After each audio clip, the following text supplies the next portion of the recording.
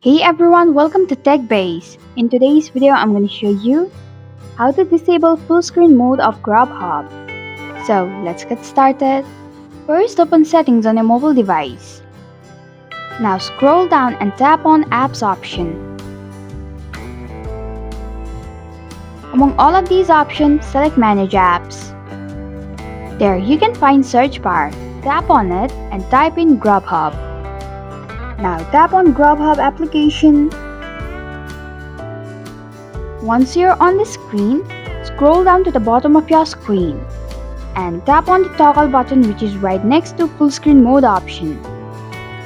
And this is how you can disable full screen mode of Grubhub.